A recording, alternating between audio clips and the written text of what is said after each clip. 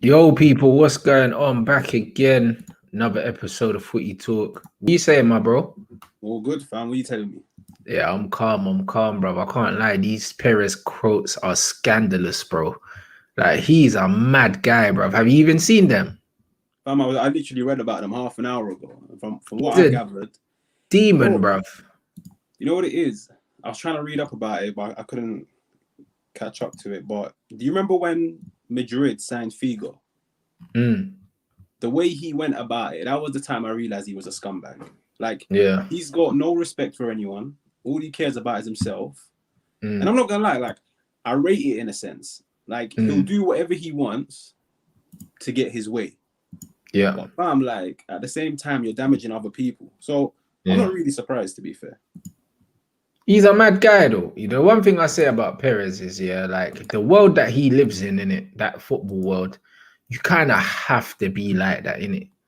You kind of have to be like that, yeah, to be successful, whether you like it or not, boy. The good guys definitely finish last in them scenarios, innit? So it's a bit of a mad one, bro. And you know what's funny about most of these things, yeah? Like, I kind of respect what man's saying, though. It's funny, innit? Because obviously, you know, they're private conversations, but I get it, innit? You know the ones, like the stuff man was saying about Casillas and that. I get it. I never rated Casillas, you know. Like, everyone used to talk about him, yeah, because he was Real Madrid goalkeeper. I always thought he was overrated. I always thought he was a liability. I always thought he had a mistake in him. And he was short as well, blood. He was just like Barthez, bruv. Like, you know what I mean? Like, he was just, I just never rated man as a goalkeeper, bro, at all. I always thought that he was the weak link in that Real Madrid team. Always. But because, you get me? Because he was one of them guys where, like, he's a hero and a legend there, man overlooked him. But I thought Casillas was sus, bro. I think, especially the time that Casillas came about, there weren't many Spanish goalkeepers doing their thing.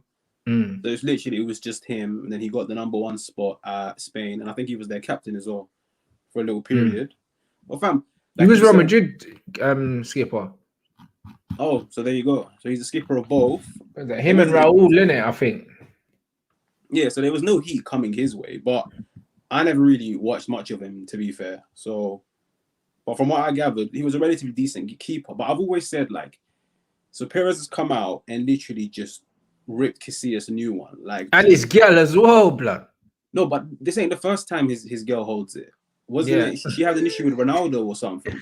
I think so as well. Yeah, so she's just problematic in that sense. But I've always said, like, yeah, it's been taken out of context, but don't come out and rip someone if you're not going to tell us why you're doing it. Because, bro, from what I saw, Casillas looked like a relatively nice bro. Like, all the players speak of him highly. No one's ever come out and said anything negative about him.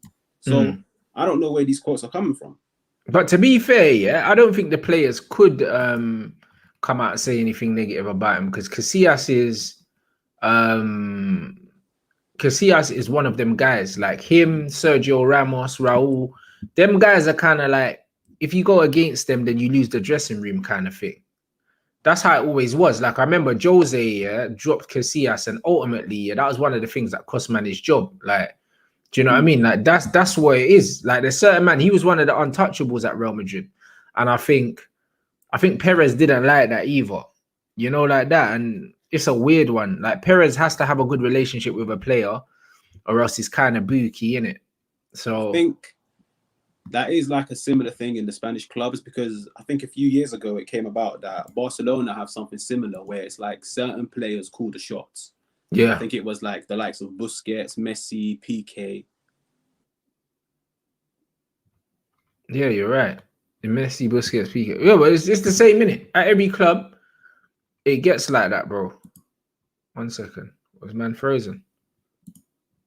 Yeah, I think he's frozen. 1 second, bro. Yeah, he'll be back. But no, it gets like that. At a lot of them Spanish clubs, there he is. Oh, yeah, shit. Bro. Yeah. A lot of these Spanish clubs, bro, it gets like that. You're right. There's always a hierarchy. He was the same at Chelsea as well, to be fair, with John Terry and Lampard and that.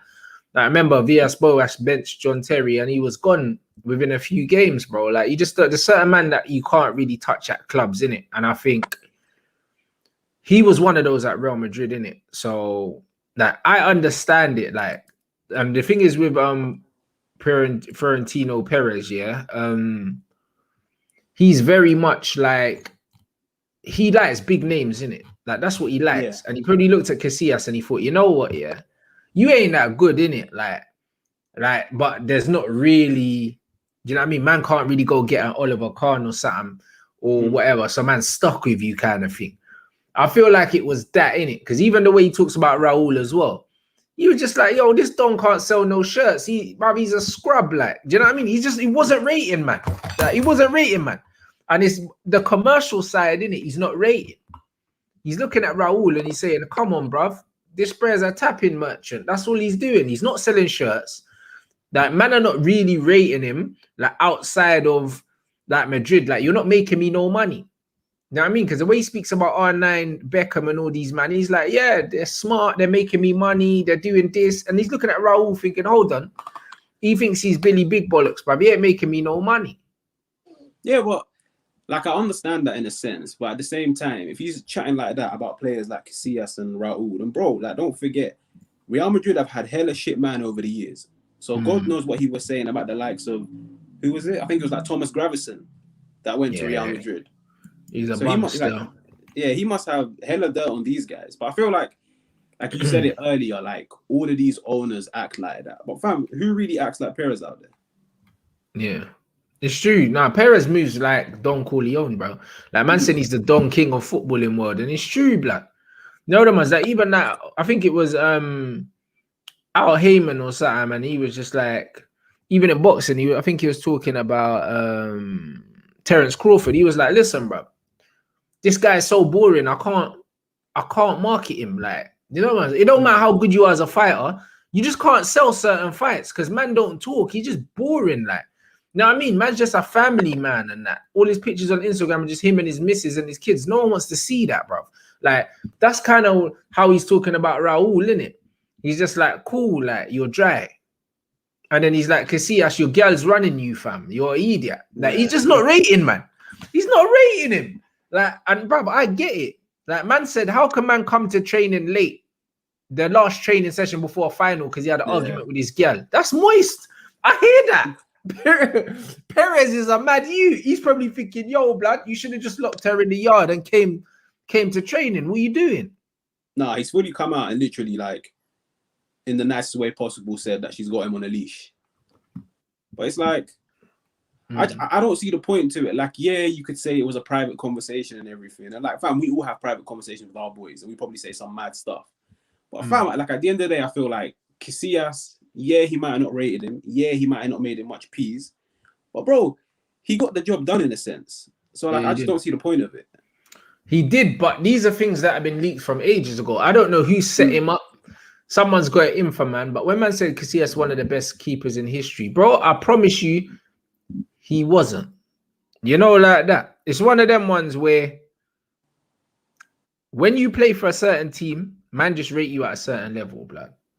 Man don't go from Real Madrid to Porto if you're that guy in it, bro. Like, legit, yeah. Because he played for Real Madrid, is one of them ones where a lot of his frailties just got covered up, bro. He weren't a sick goalie, bruv. Like, he wasn't. He was good, but he weren't better than good. Not for me, bruv. Someone that actually saw Casillas here through. There was never a point ever in football where I thought, yo, Casillas is the best keeper in the world. Never. Never. Never. At any point in his career did I look at him and I think, yo, he's the best keeper in the game. Never. I'm not hearing it, bro. I'm not hearing that. I can't hear that at all, bro. And he's a Real Madrid goalkeeper. Real Madrid, they normally have the best players in the world in most positions or one of the best, bro. Like, Casillas for me, yeah, the whole time he was in goal for Real Madrid, yeah, I don't even remember if I'd put man in my top 5 for goalkeepers at any point. So I don't really know. Do you know what I'm saying? Obviously, I was younger than I am now, but bro, nah, bro. I was never on the Casillas thing, bro. Man's kicking was a bit. His feet weren't great. Do you know what I'm saying? And he got packed bare because he was short. So man used to get packed, top bins out, bruv. What, man? Bruv, man gave me Barthez vibes, bro. And I think it says a lot because when Mourinho came to Madrid, Casillas was still relatively young. Like, I think he was in his early 30s. Yeah. And he straight away shifted him. Yep. He done him out, bro.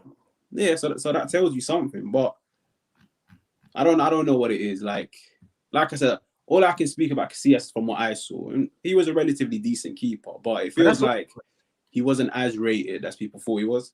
Yeah. Casillas definitely wasn't, but he weren't the guy in it, not for me. I think a lot of the hype that Casillas got, Because he played for Madrid. Well, because he played for Madrid, because even like Santi Canizares, yeah. Bro, I would have taken Canizares instead of Casillas, blood, if man offered me both of them, bro. I would have taken Canizares, bro. Do you know what I'm saying? Casillas had his moments, yeah, because he was short. He had his moments where man would make a save and tip it over the bar, and you'll think, oh shit, it looked wavy for the cameras and that. But more times, man's getting packed out, bro. Don't believe the gas. Don't believe the gas. I beg you, man was getting ripped, bro. Was getting ripped. And I think he got away with it because you see when you play for a top club, more times you tend to have a good defense in front of you. Yeah. You have a good defense in front of you. So and even so, you have a better midfield in front of that defense as well. So you're not getting peppered on the back foot for long. So yeah, it might be 1-2 saves. Do it for the cameras. Everybody thinks you're the next big thing. Yeah, Pepe Reina, another goalkeeper, a Spanish goalkeeper that was better than him as well. Like, bro, like honestly, do you know what I'm saying? That man say that Casillas is top class because he was playing for Real Madrid. That is why, bro. Like, it happens with a lot of players. Like, you get gassed by association. And that's what I'm worried about with Varane as well. Because Varane's played next to Sergio Ramos his whole career and he's played for Real Madrid. Straight away, when you play for Real Madrid, people slap you in that elite bracket straight away just because you play for Real Madrid. Yeah, but no, Varane is good, though. No, Varane's a baller. But what I'm saying is, yeah, the fact is, yeah, I ain't really seen this guy tested recently, yeah, and come up like all guns blazing. Like, even for me, yeah, when I watch him play next to Ramos, Ramos always looks better than him. And Ramos is an old man now. You know, like that. So that's concerning for me. Because I'm like, I see you playing next to a 35-year-old and he still looks better than you. So what is it? Like, man, so you got duppied against Switzerland. Like, as you get moved to, bruv. By man them that can't even play Prem now, blood. Like, man like Xhaka's going Roma and that. You know what I mean? You're getting pulled apart by these no-name brand ballers, bro.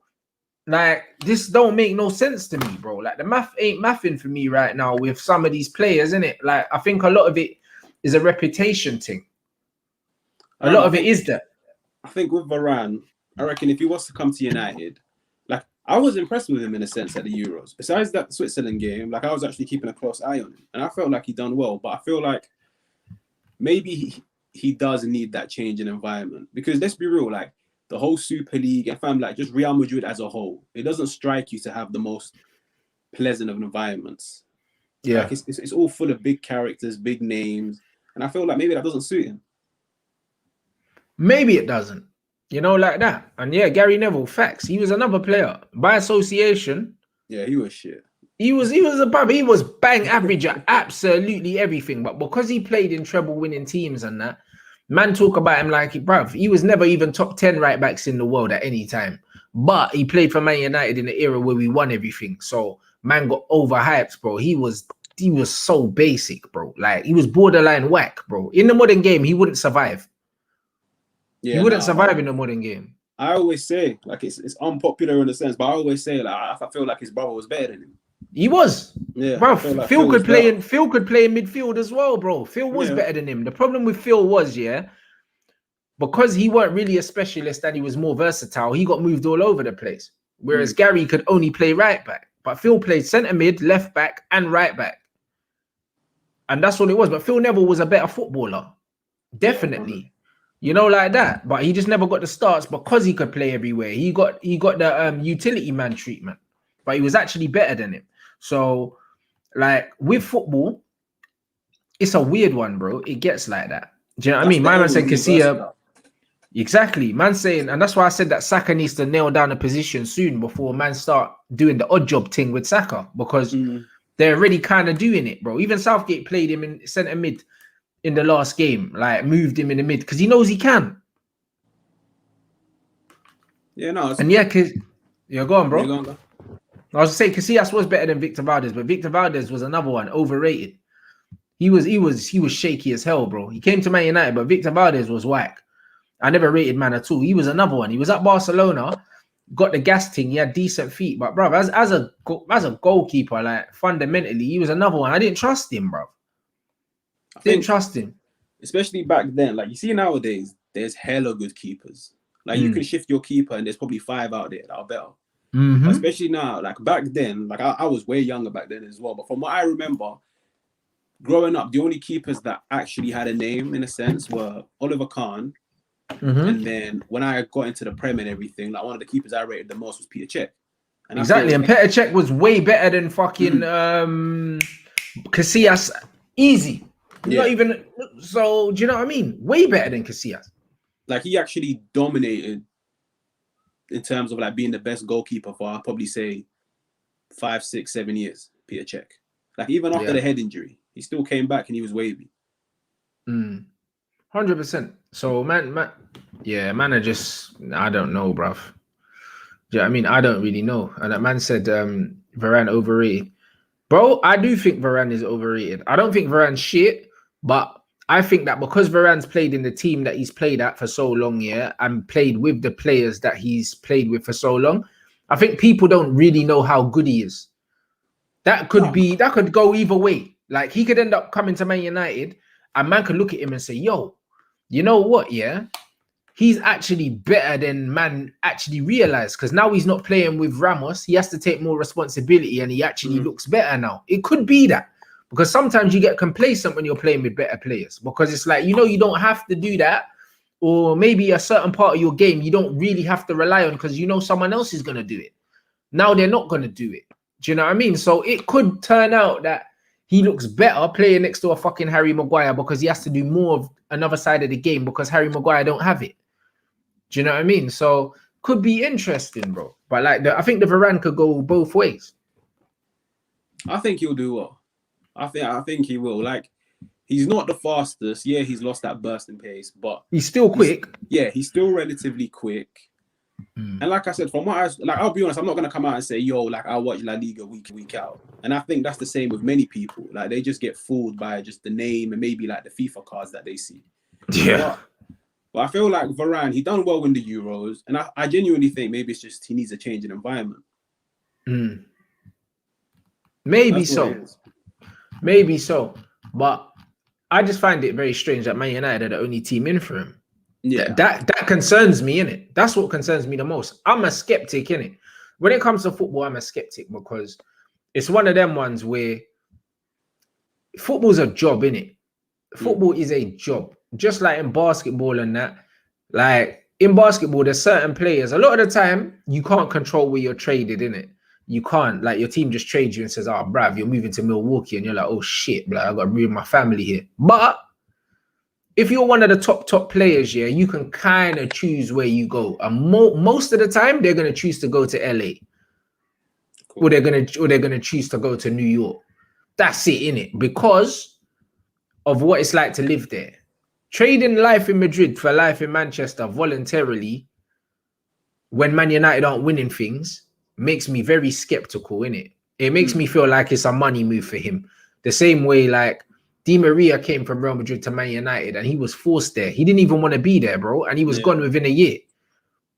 So I'm like... Man of the match in the Champions League final and then 2 months he was in Manchester. That's why I'm thinking, what's making man, What is making man want to come to Man United? Because you can't say it's the project because we've not won nothing. No, but it's definitely the money. Like, whether it's now, next year, the year after, bro, it's always going to be money with Man United until we start winning things. But I see what you mean as in, like no clubs are coming in for him, and that is a little bit skeptical in a sense. But at the same time, Madrid are trying to keep him because they're short on centre-backs, that's one. And he actually built a good partnership with Militao. Yeah. Like all the Madrid fans that I know, they've told me that the past 2 seasons have been his best 2. But but then you say Real Madrid are trying to keep him. But also Florentino Perez kind of said, we're not paying my man more than X, Y, Z. And if he wants to leave, he can leave. Like that. So it's not really a thing where it's like Real Madrid are doing everything they can to keep him. They're not. They're saying you can stay, but this is how much you're getting and nothing more than that. That's what concerns me, because it's like, if it was Man United, they would just they would find the money in it. They would open the checkbook and they would give man what he wants. Yeah, but Perez will do that, I think, with every single player. Like, he's never going to come out and like suck off a player in a sense and be like, no, you have to stay and we're going to pay you rare tear. Like, he done the same. I think he would just do it, but I think he'll just pay them though. Because with Ramos used us to get a new contract and he paid him. Yeah, but as in, bro, from what I read, I don't know if it's true or not. Like, with the whole Ramos deal, like, bro, man had a deadline on it. Yeah, he did. Like, he's a scumbag in a sense. Like, he needs to get his way at the end of the day. He's not going to come out and like big up a player for no reason. Yeah. Like, it's the same guy that shifted hella borders at Madrid. Like, I think he looks at it in a sense where, like, say, you might be wavy, but man can replace you. Yeah. And that's how football should work. But it's just the way he goes about it is in a very arrogant way. Yeah. No, absolutely. No, he's an absolute he's a scumbag though, Perez, isn't it? Yeah. Do you know what I'm saying? And that's it, bro. Like man said, he's coming for Oli. Again, why? That's what I mean. Man's leaving Carlo Ancelotti to go play for Ole Gunnar Solskjaer. Bro, 100%, yeah. Varane's coming in, and he's coming in 400 bags. 100%. Or else why is he coming, bro? Fam, like, these men are dropping Sancho 300. I don't know if it's true or not. I'm hearing it's 250 still, but either way, like, he's 20, 21. Like, and Rashford is on that, so Sancho should probably be on that. But Rashford shouldn't be on that either. Martial's on 250. He shouldn't be on 250 either, because for me, yeah, like, them man are on Mo Salah money. They haven't earned that. Do you know what I'm saying? Like, Rashford and Martial should be on 150 max. Like, that's what they should be on. I think our wage structure, like, have you seen City's one? Like, it's actually embarrassing, fam. Like, these men, I think, are paying De Bruyne just over 120. Yeah. And I think, like, United are out here dishing 120 on Hendo. It's a joke thing, bro. Yeah, so with United, like, the only pool we have at the moment is money. That's it. So if you're looking that's not good for morale, that's not good for anything, bro. Yeah, it damages everything. Like, I remember, like, a few years ago when everybody lost their shit over De Gea, because De Gea was on about 350, 400. Yeah, 375 is on, bro. Yeah, and then everyone was like, oh yeah, it's time to shift him just to like start from scratch again. But then literally they butchered it again by giving Rashford 250. Well, that's what I'm saying. And then they had to give Martial 250 because they gave Rashford 250. And then now, if you give Varane 400, you have to give Pogba 400. Yeah. You know what I'm saying? And then you have to probably give Bruno 300. Do you see what I mean? And then, brother, it gets silly because man know what every other man's making, bro. Either directly or indirectly. Don't think that these men don't talk to each other, innit? So, yeah, because that, it's just a bit of a mad one, really. And my man saying apparently Perez is trying to save money for Mbappe or something like that. Maybe he is, but either way, like, I believe, that Florentino Perez, whether you like him or not, this brother's a winner, innit? And he genuinely believes that they're cool without Varane. So that tells me that they've got his replacement already lined up. I think a few years ago when they signed Militao, there was a lot of hype around him. Yeah. But he didn't really live up to the expectations in the first few years. But from what I've read and from like the odd games that I saw, like he looks strong, stepped up. Yeah, he's fully stepped up. So I feel like it makes sense. 12 more months left on his deal. He's looking to chat to other clubs. Let him go, and you've got a way younger Militao that you can actually build your defense around. So it makes sense from that sense. But I genuinely think Madrid are broke. Like, I don't even think it's a matter of wages or anything. Like, from what I've read, like, these men are rock bottom. Like, that stadium has finished them. Yeah. No, absolutely. Yeah, because I was chatting to a friend of mine and I was like to him, like, let's be real. If Camavinga is really 30 euros, why don't Madrid go in for him? Like, they've got an aging midfield in a sense. But they said that I think that PSG, you're right. PSG are in for him, like, if they don't get Pogba, apparently. That's the rumors, isn't it? So it's like, Real Madrid ain't got bread, bro. You know what I mean? They're saying that my man wants 12 million euros a year at Real Madrid. Real Madrid ain't gonna give him that. No, they won't, because there's a lot of players in a sense this summer that you can get. Like, the Camavinga one is the one that just, like, I'm baffled as to why. It's similar to the Varane thing where you said if he's that good, how comes no one is going in for him? But then you could say the same thing about Camavinga. Now, I rate Camavinga, but I'm thinking 30 euros. Why is there no one else besides United going in for him? Yeah, that's what I mean. And PSG are like, cool, like, Yeah. he's that there, second choice. but yeah, but that's what I'm saying. And he's there for a steal of amount of money. And Mm. that's why I think that this I genuinely think that this recession, and this pandemic is hitting clubs harder than people are making out. You know what I mean? Yeah. Like genuinely, because it looks like man have no money, bro. Like no money. Like everyone's the transfer window's been bare quiet when you deep it. Like no one's really done anything. Leicester have done some stuff. Other than Leicester, who else has done some stuff? I know Liverpool made a signing early on. Yeah, they made an early signing with Konate, but they kind of announced that before the season ended, didn't they? Or was it just after the season ended? Almost straight away. I think it's the day after the last game of the season. The day after they secured top 4, I think they announced that. Yeah, they faded away. Like from what I read, and all the Liverpool fans that interact with me on TikTok, they're saying like, "Yo, like we're not in for nobody at the moment." Yeah. So clearly they're broke. United got the cash to splash. I think City do, but where do they need to improve? Like that team is so balanced. Maybe besides the striker. Yeah. So yeah, there's not many teams spending. You got Barca with the whole wages. Madrid are broke. Like it's only PSG and United that have actually got money to spend. But that's what I'm saying. And it's like, this could be a blessing in a sense that, right, because United are the only team that actually have money, they could get a free run at players that they wouldn't usually get a free run at. Do you know what I'm saying? But this is the time to capitalize on it if you're a serious team. For me, if Camavinga's available for £25 million, 30 million euros, you buy first and ask questions later. You just pay the money, innit? Like that's not even something that you negotiate over. You just slap the peas down straight away. Yeah, like but there was rumors saying that he wants to wait for PSG anyway, so he's not really trying to leave France like that. Yeah, it has come out that his preference is to stay in France. And let's be real, like PSG come in way better project than United. They do better than United anyway, so it would make sense to stay in France. But I feel like I said it before, I think PSG are gonna test United with Pogba. And if nothing materializes, they know all they got to pay is 30 euros. And like they can probably pattern the deal within a few hours. Yeah, I think that they've probably already got the money aside for Camavinga anyway. If Pogba's not available, they'll just slap that down. I think that they know. I think the only way they would make a move for him now is if someone else comes in for him. But they're quite confident that he doesn't really want to go nowhere. Yeah, because I think so. Even with United, like, here's the thing that pisses me off about United. It's like, fam, he's already cheap.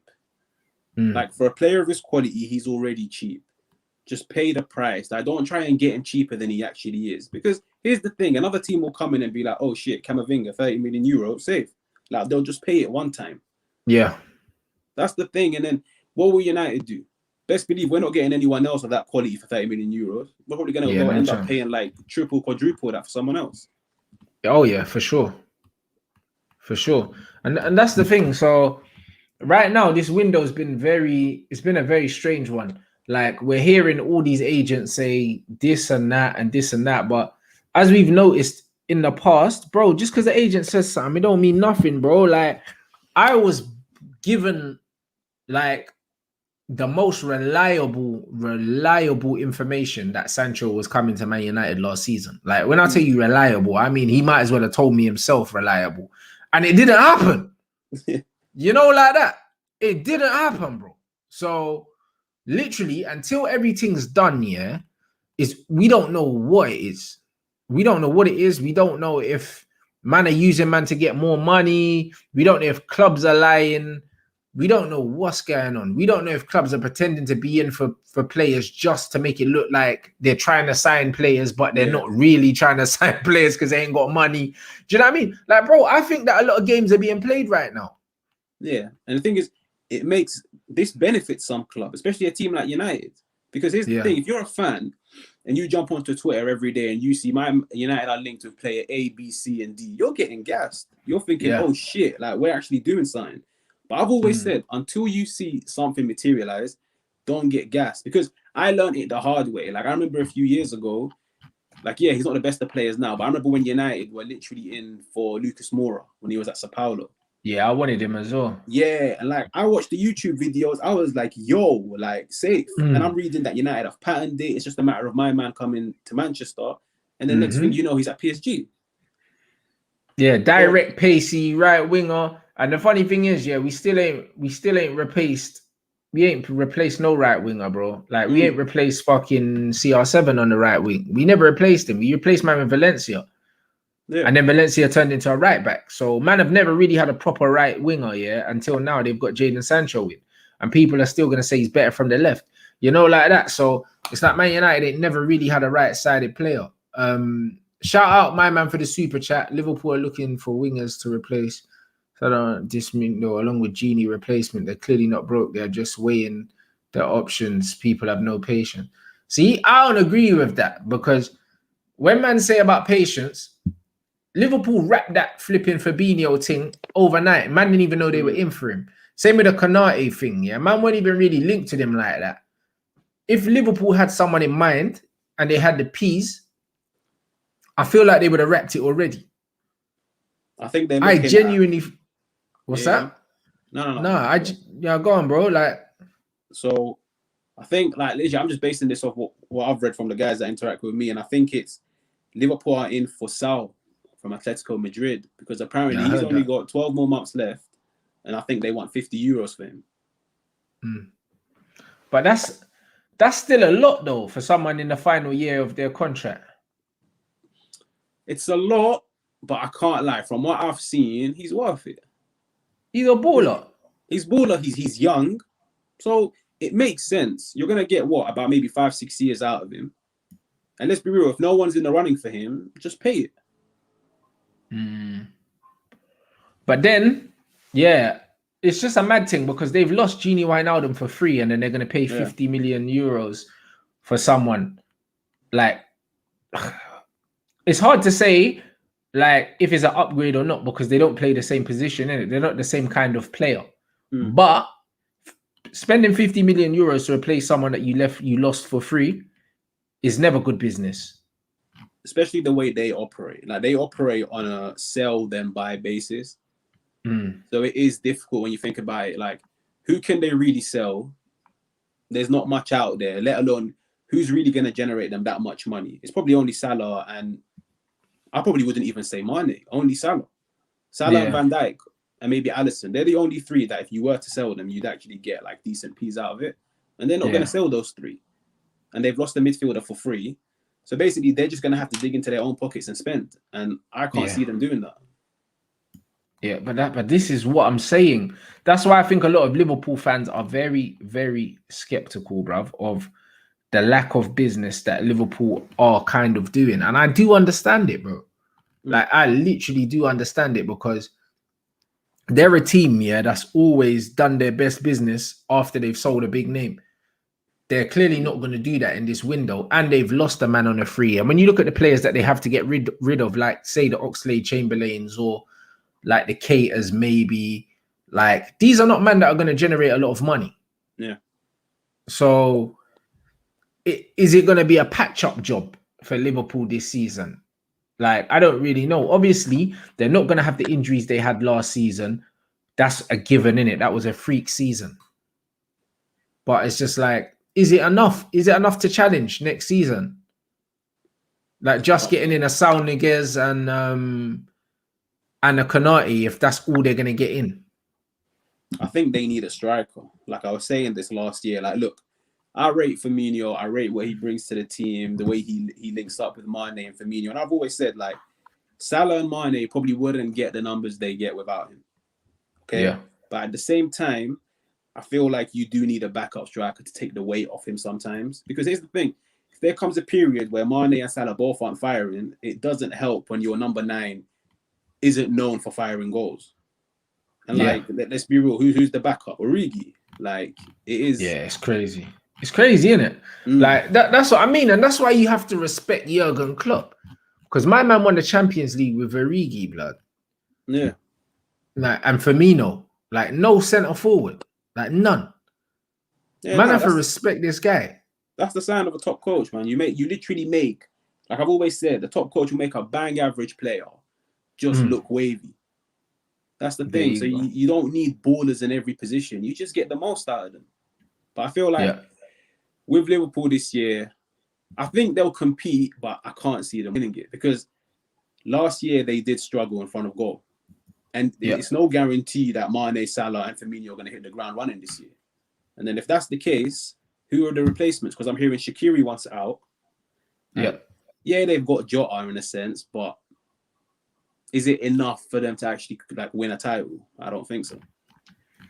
Yeah, it's going to be a strange one. It'll be interesting to see what Chelsea do because it looks like they're throwing all their eggs in the Erling Haaland basket. You know what I'm saying? And if they bag him, they don't need no one else. I'm not going to lie. Like if they bag him, that's as good as the title because the amount of the ball that they monopolize, the chances that he will get just from the runs he makes, he's wrapping these chances that Werner's not taking. Straight away, that makes them title favorites for me.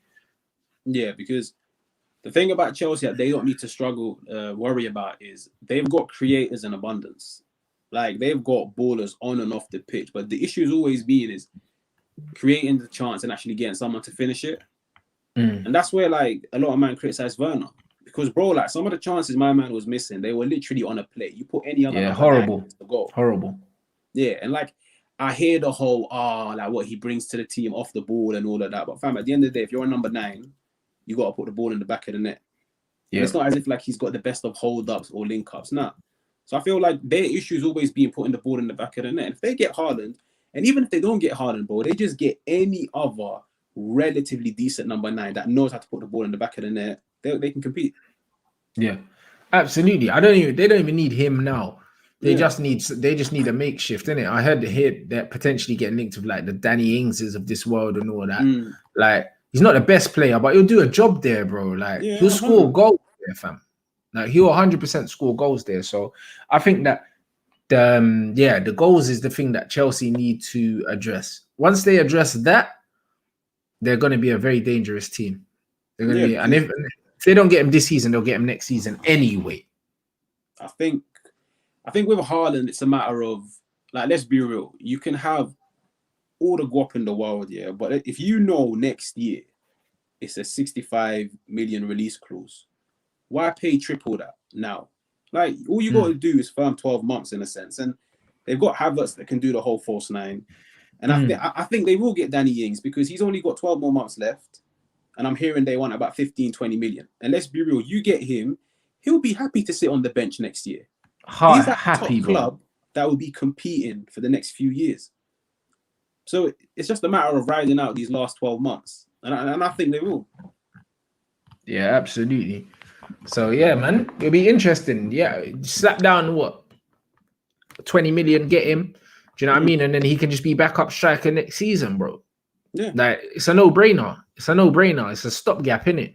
And to be fair, he's a good enough stopgap in this league, man, because he's a better finisher than Timo Werner, innit? So, and also he's a different kind of striker to what they have, because Kai Havertz, very silky, good on the ball, but he's not a goal scorer. He's not a fox in the box. He's not. So it will give them something different, man. Especially we getting the wing backs down the flanks, putting the ball into the box. You got Danny Ings in there, you score goals, bro. Do you know what I mean? And this thing about Raiola winning 40 million euros, don't surprise, man. You know, like that. The one thing I'd say about the Raiola thing, I think the media sensationalize Mino Raiola fees and stuff like that to just try and make him the villain, innit? Like, I genuinely don't believe that he wants 40 million euros. Like, if Haaland was going on a free, I think, cool. Yeah, then it would make sense. Because, like, when we were trying to sign Carlos Tevez, like, I remember his advisors wanted 25 million or something like that for the deal. And we wouldn't pay it, innit? Fergie wouldn't pay it, and then City paid it. So, it's one of them ones where I get that, innit? But I think 40 million just for his pocket, I don't think so, innit? He might make 40 million over the duration of the contract or something like that. That sounds about right. But 40 million up front, I don't think so. Do you know what I mean? Especially if a team's paying for the player as well. That doesn't really make sense. Do you know what I mean? I think that's only possible if A, he was going to be on a very long contract, and B, if it was to happen this summer, because I'm reading it's 165, the price that Dortmund have put on him. But if he was to go next year for what, 65, like it makes no sense for my man to earn 40. Yeah, it doesn't. It doesn't. Do you know what I mean? So it could be a percentage thing. Do you know what I mean?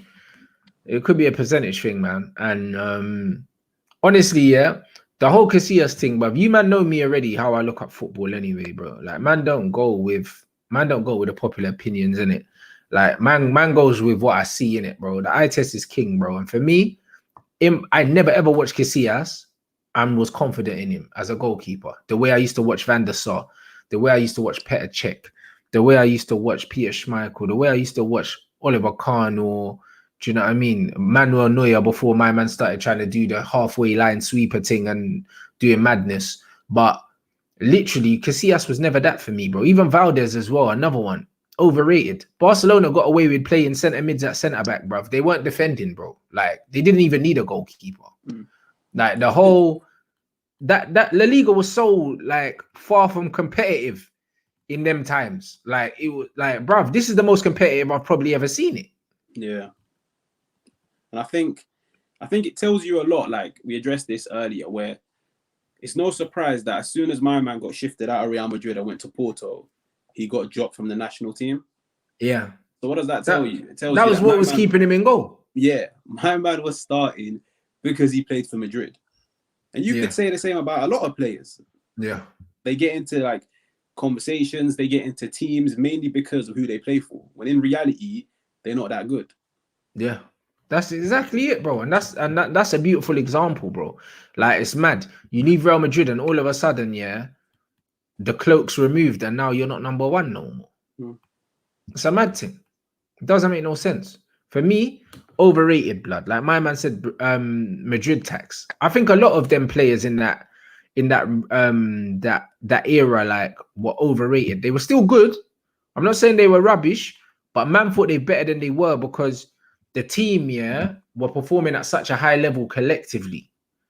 So a lot of man, just like the Gary Neville thing at Man United, Bear man were like, yeah, Gary Neville, all of these medals and that, but he was always the shittest player in the team. Always. When you're doing well, you can afford passengers in a sense. You can. Yeah, because you've got other man that will get the job done, probably get two man's job done. And at the end of the day, here's the thing, like football fans, you're never going to criticize someone if you're winning. If you're winning and you're getting titles and all of that, you're not going to pick and choose, oh, my man was shit or this brother's not good enough. Nah, you're just happy. 100%, bro. Like even when I go through them United teams and that, man have to keep it all the way 100. Like Neville weren't better than Irwin. He wasn't better than Evra. He was always our deadest fullback, bro. Like always. He wasn't better than the centre halves he played with. If man look at Rio Vidic, even if you want to go back to Ronnie Johnson and them, man, Ronnie Johnson could actually ball blood. Like Ronnie Johnson was cold, fam. Like Yap Stam, like Neville again, the weakest link in the defense. Like the whole time, he's always been the weakest link, bro. Even when Man United played, man wanted to play on Neville's side. They didn't want to play on Everett. They didn't want to play on Everett's side. Like never. Do you know what I mean? Even Wes Brown at right back in 2008 done his thing, bro. Yeah. You know what I'm saying? Wes Brown done his thing, bro. And Wes Brown was a centre back, but his feet were so good that he could play right back, bro. And he actually was a better at crossing the ball, etc., etc. Like even Gary Neville has come out and said that Wan-Bissaka is better on the ball than him. That's frightening because Wan-Bissaka was awful on the ball, blood. He's awful on the ball. You know, like that. So when Gary Neville's saying, oh, he's better on the ball than me, bro, that speaks volumes. But Gary Neville's won everything there is to win in football at the club level. So because of that, yeah, just because a man's played in a wavy team, that does not mean, yeah, straight away they're a wavy player. That's not how football works, bro. It's not tennis. I think with Neville, like from what I remember as well, I think all of the players from the class of 92, they always got more rating than some of them deserved. Yeah. And you could say that's one of the reasons why Neville got into the team. And I feel like a lot of fans just love the whole Beckham Neville, like Neville running on the outside and everything. Yeah. But like I got into football in 2002/3. And I remember when I used to watch it, I used to be like, yo, like this Neville brother, I don't know what it is with him, but he's not that good. But we're winning. Yeah. I don't really care. But now that I've gotten older, I think I begin to see more flaws in his game. He was literally, like my man saying, the Scott McTominay of the 90s. That's what he was. Like passion and that. You get me? Good engine. But then he has a better football brain than Scott McTominay, though. Scott McTominay is actually useless, isn't it? Gary Neville, actually, defensive positioning was good because you very rarely saw Gary Neville get skinned down the outside. Like his positioning was good, innit? Like he kind of knew when to go and when not to go, innit? Like he knew that. Scott McTominay is clueless, bro. That's why you see him get giving away silly bookings and stuff, because he's mad reactive, innit? Defensively. Gary Neville was more intelligent. But in terms of tech, Gary Neville was probably on the same level as him. Maybe, do you know what I'm saying? Maybe not even better. Like, it's scary, bruv. But the brother has won everything. Everything. Neville was very simple. Like, very basic. Yeah, he wasn't anything special. Yeah. And I think he would have gotten a lot of criticism if he had played for a shitter team, because I think people would have focused on his game a little bit more. Yeah. But you see, when you're playing for United, like fam, you could be one of the shittest, man. We were winning, we were the most dominant team. So best believe no one's holding criticism. 100%. And that's just what it is. And I think I want to say it was Gabby as well. Yeah, Gabby's my guy, innit? Agbonlahu, you know that as well. And I think he mentioned Gary Neville as one of them players, yeah, where like, and I think he said it in an interview as well. I don't think it was my interview, but they asked him, who's the one player, yeah, that used to get bare ratings, and then when you played against him, you thought, he ain't that good. And he said Gary Neville, fam. Ripped him. You know what was there? Like he said, bruv, like he said it, bro. And I'm sure he said it, bro. Like I'm sure, because I think I remember someone either clipped it and sent it to me or something like that, or maybe I watched it. But man said that out of all the players, yeah, that you come up against, yeah, and you heard like about their hype and then you played them and you thought, raw. You was like, nah, Gary Neville cooked him. You know, like that. No, Gabby must have had a field day. Gabby had electrifying pace from what I remember. And Gary Neville wasn't known for pace. He wasn't. Yeah, so you're literally having a field day. And I think with Neville, it was a matter of, if he wasn't English and he was from any other nationality, best believe my man wouldn't be getting the hype nor the praise that he gets. Yeah. And I feel like, especially nowadays, the only reason why people still rate him is maybe because he's a relatively good pundit. Yeah, so he keeps himself relevant. And he's won a lot. So again, he gets clout because of what he's won and who he's played with rather than what he was. Yeah, and I think because, like, let's say if you hadn't seen Neville and then you just hear about my man on Sky Sports and then you go and do your research and you see that he's won this and that, bro, you're thinking, like, he's probably the best right back during those days. But I think also, like, a lot of men rate him, because of, like, what he has to say as a pundit. And it's like, they fail to differentiate between like the player and the pundit, similar to like with Oli in a sense, where like they love the player, but at the same time they love the manager when it doesn't make sense. Yeah. The love that he gets is definitely, it's nostalgia in it. It's not off what man's actually doing. So it's a weird one. And when I think about right backs in that time in the Premier League, who was really there? Like, do you know what I mean? As a United fan, I remember every year you just expected to win the league, bro. Like Chelsea, I think had Dan Petrescu or something. Like Arsenal had Lee Dixon. Like there wasn't really like man weren't looking at Danny Mills and them man were playing in the Prem. It's not like man had wavy right backs where you're like, oh shit, man, I got this, that, and the other. That was kind of the time where the Premier League was on the up and the foreign man were just coming in, but they weren't here yet. And there were dead ballers like Dennis Wise playing, like. Do you know what I mean? Like, it's just like that era, like the first bit of his career, like there was no competition at right back. There was none, bro. Do you know what I'm saying? All the right backs as well, especially back then, like from what I remember, they were all very simple, nothing special. Like I remember from the days of like Steve Finnan at Liverpool and like Melchior at Chelsea. Yeah, Mario Melchior, yeah, nothing special. But like nowadays, bro, like people expect. Tottenham had man like Chim Bonder and them, man. Remember? Pascal Chim Bonder and that. Nah, oi, the Prem was washed. Oh my days. There was I rated no real Lauren, baller. though. He was the only one that I rated. The Arsenal one, the right back. Yeah, he was all right, bro. He He was was good. all right, but he was just solid, innit? He was just a solid, like up and down on the mad thing. But he wasn't wavy like that though. He was just like he just solid, innit? Up and down the wing, whatever, done the thing. Man had like man are talking about Chimbonda and Esu Okoto and that. Like, bro, the Prem has improved so much because there were some dead ballers, bruv. I remember like even when Clichy was at Arsenal, yeah, like wasn't rating him. Gail Clichy and that. Then he ended up going fucking Man City, him and Bakary Sanya. Sanya was a good right back. But before that, look, Manuel Abue and that, bro. Like, he was dead, bro. Like, that the Prem has improved so much in terms of quality in it. Like, that before Rubinho and that, yeah, like, and even that Rubinho thing was a short stint. The Prem weren't really getting top international players at the peak of their powers. They weren't. It was more a stepping stone league. Yeah, exactly. People were coming to the Prem to do a mad thing and then go somewhere else. You know, like that. So we weren't getting the cream of the crop, like coming to the Premier League to come and stay here. Now people are coming to the Prem to actually stay here, make money, challenge for the Champions League. Yeah. Like they weren't doing that before. Do you know what I'm saying? Because even when you look at Man United, won the Champions League in 2008. But all the foreign players that we bought that were in that team, they were not world class when we bought them, bruv. Yeah. They weren't world class when we bought them. We weren't buying world class players. Ronaldo was a baby when we bought him. Evra came in and Vidic come in, and within the first few months, yeah, man thought, yo, these men are duds. Can we get our money back? Yeah. Bruv, they struggled, fam. You know, like that. Ji-Sung Park was brought in to play out wide. And we brought him from Holland, yeah, and he weren't scoring goals or doing nothing. And then Fergie moved him into like a number 10, yeah, and used him as a utility player. But he was supposed to be a goal scoring ringer, but he never scored goals for us.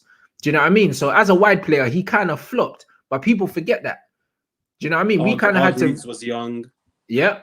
Hargreaves was young. Hargreaves was young and injury prone as well. And he wasn't really like a household name kind of thing, bro. Like we got him for like 26 million or something like that. Yeah. And he wasn't like a shoe-in in that Bayern Munich team. Like he forced the move out of Bayern Munich to come to Man United. You see what I'm saying? So when you look at all of that, that man say Berbatov, Dimitar Berbatov, I swear he, bro, what's that, bro? I don't think Berbatov was in 08.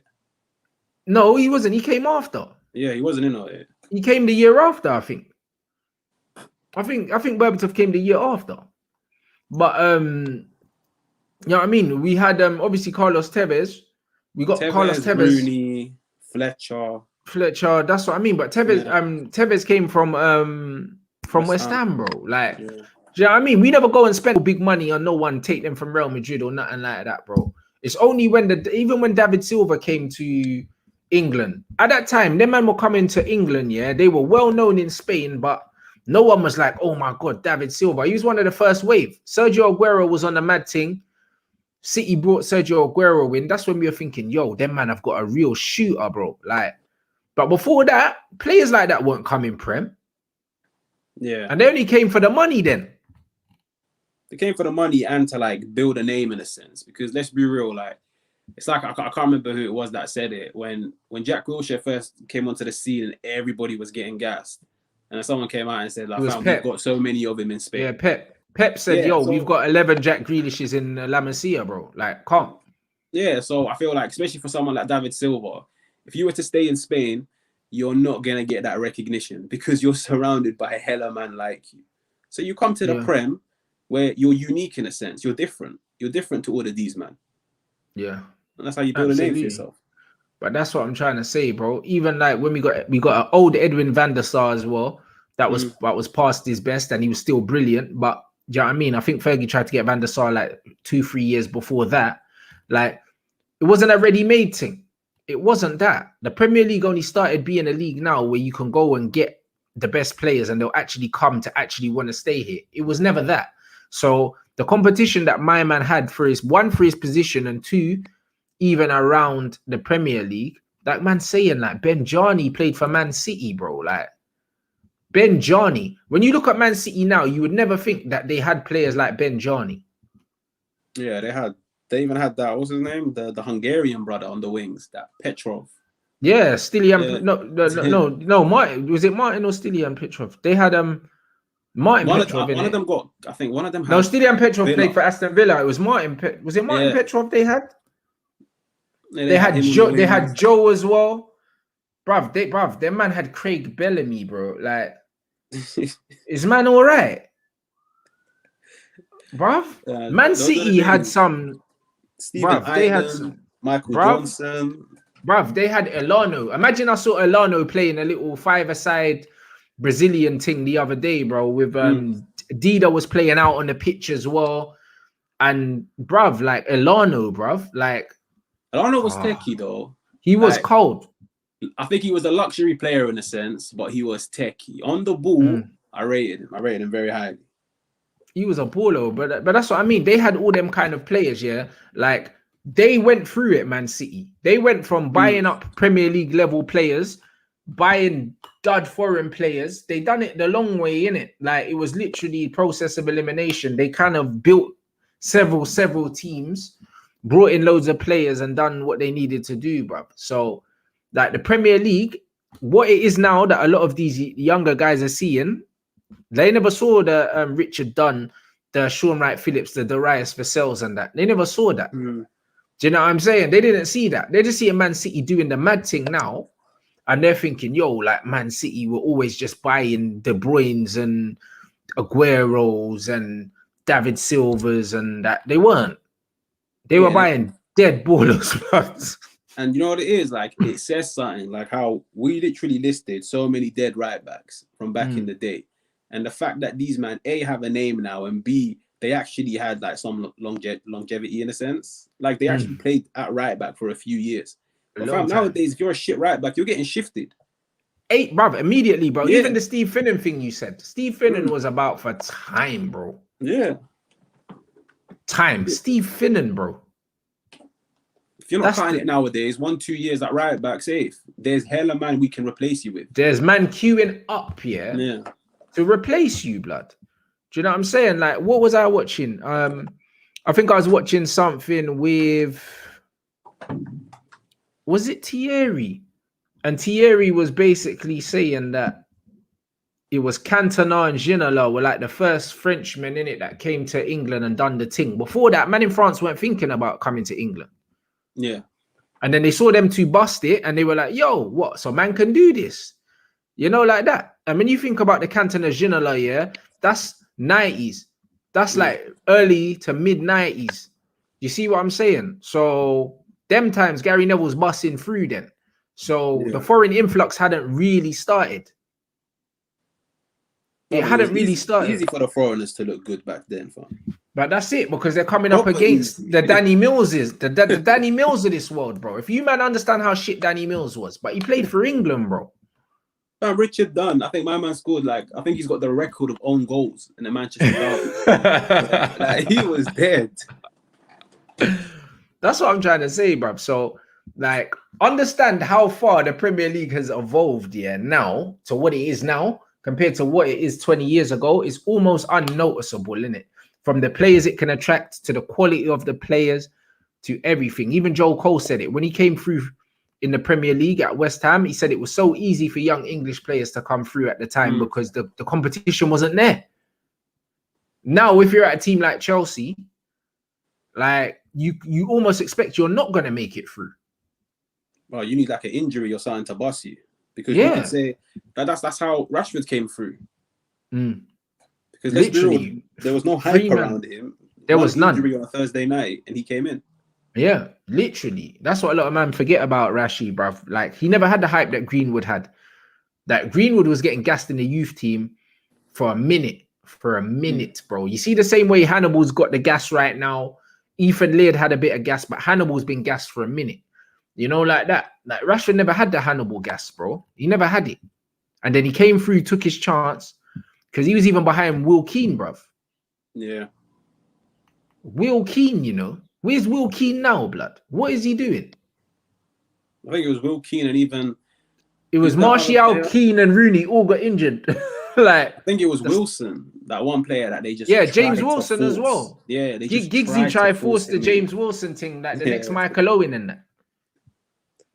Next Michael Owen, James Wilson. Where's he now? That's what I'm saying. Where's James Wilson now? I think he's dropped to semi-pro. I might be wrong. From what I read. I read it, I think, a year or so ago. Oh, you see what I mean? Like, he was behind Will Keane and James Wilson, and that tells you that tells you everything. Man said he's at Aberdeen or something. There you go. There you go. So, bruv, that's what it tells you. That tells you everything. Certain man are saying he's at Salford. Oh my days, you're right. Yeah, I think that is that one. Yeah. Lord of mercy. So you see that? You went from being ahead of Marcus Rashford to being at Salford. That's what football does. Do you see what I'm saying? That's what football does to you, bro. So football's, a lot of it is about luck. A lot of it is about timing. Yeah, a lot of it is 100%. A lot of it is about all of those things, bro. Do you know what I mean? Because imagine if, for instance, Rashford wasn't available for that one day, that one game, because he was injured or something like that. He might not be about now. He might not be about now. Mm. He might be at Salford as well. Do you know what I mean? That's how football works, my bro. Like, literally, you take your chance and then the rest is history. And then the rest is history, literally. We signed a youth as well, yeah? Before we wrap up as well, bro. I need to remember his name, blood. A midfielder. Sir Alex Ferguson signed him from, like, League One or something. He was meant to be the next Paul Scholes, and then he just died, bro. Like, injuries done him, bro. What was the youth's name? Guys will know in the chat. They'll know in the chat. Nick Powell, bro. Oh, the one from, I think, from Wigan, or he went to Wigan. This youth was meant to be the next Paul Scholes. Them man were like, yeah, this guy's cold, 2-footed, doing the mad thing, all of these things. And then guess what happened, bro? Like, nothing. I'm getting bare followers on Twitch, blood. Is this a bot or something? This can't be real, surely. Where am I getting all these followers from? Who's raiding me, blood? oh, it's Fabrizio. I was confused. Well, that's all good. I was so confused. I big up Fabrizio, man. Like, I was so confused. I was like, is someone spamming me? Oh shit, my belly hurts, bro. I was thinking, who's spamming up my comments, bro? It's Fabrizio. Hey, Fab, big up, man. Oh, that's mad. I can't even lie. Nah, man. Yeah, man. Yeah, Nick Powell, madness. I'm dying. I was so confused, bro. I thought, who the hell is doing this to me? I thought it was a bot or something, and I had a virus or something. I just started seeing bam the Streamlabs thing saying subscribe. I was like, what? But nah, big up Fabrizio every time, man. That's love. But yeah, Nick Powell was meant to be the guy, innit? Was meant to be the guy, and he's faded away as well. I don't know where he is now. Don't know where he is either. You know, like that. I don't know where he is either. So, bro, like, it gets like that. Do you know what I'm saying? Big up everyone, the new followers, man. I appreciate you for coming through. Love Fabrizio as well. Do you know what I mean? For setting me up for the tapping at the back post, man. Appreciates it. You know, like that. So, nah, man. I love that. It's love, man. But yeah, bro. Like, this is what happens in ball, innit? Like, the Premier League's come a long way, and just because certain man played in great teams, don't mean they're great players, innit? And especially in this Man United, in my life as a United fan, like, a lot of my best memories of Manchester United, we didn't actually win anything, bro. Like, legit. Like, when I remember, like, Ruud van Nistelrooy, like, gave me probably some of my best moments as a Man United fan, and we didn't win shit, you know? Like, legit. You know the amount of Champions League nights, yeah? Man was sliding on my knees and that after Van Nistelrooy bagged, and man never won nothing. Them ITV nights, man. Them ITV nights, we didn't win nothing, you know? We didn't win nothing, bro. But, bruv, I just remember the celebrations. I remember the goals. I remember everything. And, bro, that was our driest spell as a club in the Premier League era. And we had one of the best strikers in the history of the Premier League. It's because you were entertained, isn't it? Because, like, as a fan, like, a lot of people come out and say, yeah, like I disagree with this in a sense where people say, like, oh, I don't give a shit if the ball is boring as long as we win. Fam, at the end of the day, you want to experience it. You want to be entertained. You want to like remember certain games. You want to remember how you won that league title. Because best believe, if you play shit ball and you win it, that's a league title you're gonna forget about in a year's time. 100%. And we only won one league title under Ruud van Nistelrooy, but because we are playing a certain kind of football and Ruud was scoring a certain types of goals, like literally, I forgot that we'd only won one league title with him. I didn't remember because I was entertained from the football. Do you know what I'm saying? And that's what it is. So when people are like, oh, glory this and glory that, I beg you, just give me good football, yeah? And I'll forget that we're not winning things more easily than when we're playing shit football and we're still not winning. Yeah, because as a fan, like, bro, let's be real. You're not really putting anything in your pocket from these men winning the league. So at the end of the day, when you're watching these 90 minutes, you just want to be entertained. You don't want to finish these 90 minutes and just be stressed the hell out and be pissed off. I'm not going to lie. At school, the bragging rights were lit. Man used to go into school and chat shit. But, bro, I don't go school no more, bro. Like, I work at home, innit? I work at home. I got a studio at home. I don't see people unless I want to see people. Like, if Man United don't win league titles, yeah, it doesn't affect my social life. It's not that deep, innit? But what I do want to be is entertained when I'm watching it. Yeah. You know what I'm saying? That's what I want to be. Do you know what I mean? And obviously, if man can play good football and the titles don't come, it's annoying. But at least I can say that I get to enjoy the game. Yeah, I get to enjoy it. But the thing is, when the football's dead and man are not winning nothing anyway, and you know what I hate? I hate when football fans say, oh, what would you rather, good football or winning trophies? Why can't you do both, blood? Like, since when did you ever have to sacrifice one for the other? Why does it have to be one of the two, innit? Like, they go hand in hand, you know. If you play kick ball more times, you're gonna win. Yeah. That's the thing. So it doesn't make sense. Like I've always said, yo, if you're gonna play negative football and the football is jarring to watch, at least silence man by winning something. But if you don't, like, best believe you're gonna get all the criticism you deserve. And it's the same with Man United, it's the same with England. Like, that's how it is. That's what it is, man. So, guys, you know when guys say, "Oh, what are you gonna choose?" Listen, there literally doesn't have to be. There doesn't have to be a choice, man. And speaking of good football as well, I'm thinking about bringing you lot live streams from the Futsal League as well that my team are playing in, guys. We're top of the league at the moment. Not gonna lie, we won our first game 12-0 in it, so the goal difference is looking brazy. The goal difference is looking nuts. I can't lie, bro. Even I bagged, and I only played like 6 minutes, you know, like that. So it's one of them ones where I'm thinking about live streaming the games actually on Twitch. So if you're not subbed to me on Twitch, then make sure you go and do that, innit? Because I'm going to be doing a lot more exclusive stuff over on Twitch. So if you're not subscribed to Twitch, you are going to be missing out. So yeah, by the start of next month, that should be wrapped and I should be over there like for the majority of the time, innit? So if you're not subscribed to me on Twitch, you'll definitely be missing out. And also, if I do decide to stream the futsal, it will only be on that platform anyway. So make sure, because yo, the football's is nuts. It's actually crazy. Do you know what I mean? And then we've also got our title decider as well on the 25th of July. So that's not this Sunday, but the Sunday after. And yeah, if you're in London, I expect to see you, man, come down and support us, man. You know, like that. So like loads of stuff coming up. It's been super lit. Haj, tell them where to find you as well, my guy. So at the moment, it's _Haj25 on Twitter and TikTok. And I think I'll be joining you on Twitch this weekend or something, fam. I'm trying to launch that this week. Yeah, get that, man. Get the Twitch up and running in it, and then obviously we can plug that, bro. Like 100%. So yeah, it's not a thing. So make sure you follow him on TikTok. Mods put that in the chat, and yeah, my man said I remember the stream with Statman before the season started. You said I was gonna win the league. Oh, you're the guy. Man's got the clip. I didn't even remember I said that. You know, imagine I even said that to my brother as well. Because we played against AFTV in the cup and I rested. I made like 9 changes in it and we ended up losing in it in the cup. But I didn't care. Like, I wanted to rest my players because I wanted the league in it. Like, I wanted the league.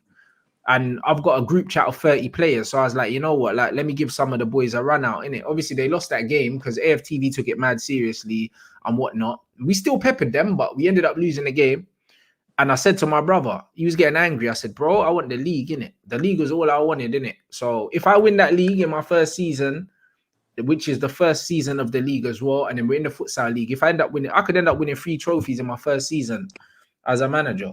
Man, and that's more than Ollie and Southgate, blood, combined, fam. You know, like that in my first season. So it could be the mad thing still. Like, so obviously our goal difference is looking stupid. Man, I got plus 12 goal difference already in the first game. So it's one of them ones where we're playing against a team that are third at the moment, but third doesn't mean anything because they're third on goal difference, you know, like that. So I don't actually know how good they are, but I know that my players can ball in it. So you'll definitely get footage. Like, I got my GoPro now, so you'll either get footage that I record and then edit and put together, or I might live stream it. I haven't decided yet. You get me? So either way, you'll be getting footage because the futsal, some of the goals that we're scoring are stupid. Yeah, the one you put up the other day on your story, that one was filthy. I can't bro, there's some nasty. The one where he Tesco'd it. Bro, crazy. That one was filthy. Crazy. You know what I'm saying? Like, so, like, yeah, you man are gonna see some champagne in it. You're gonna see some champagne football, man. That's what we're doing. And yeah, Rants Reacts is back this weekend as well. Obviously, the Euros is done now, so the Rants React's gonna be back. Wait, Statman's here. Hey, bro, you have to hold that L, Statman. You know, like that, you have to hold that L, bro. I told you I was coming for the league, B. I told you. So yeah, this is what we're doing, bro. So big up everyone here. You know what I'm saying? Make sure you click on the links as well. Follow Hodge as well. What's my man saying? Let me just mod this guy quickly. Follow Hodge on TikTok, on Twitter, and yeah, man. The Twitch is coming soon, yeah. Yeah, hopefully this weekend. Trying to push it out. Yeah, make sure you pattern that, man. Where's this guy? What the hell is this? Let me sort this out now. Big up also the new mods as well. Big up the new mods, guys, because I did say I wanted more mods on Twitch, and you, man, patterned up. So now I've got loads in it. Because when I move over there, I need an army of mods like I've got on YouTube, man. So people can't do the mad thing.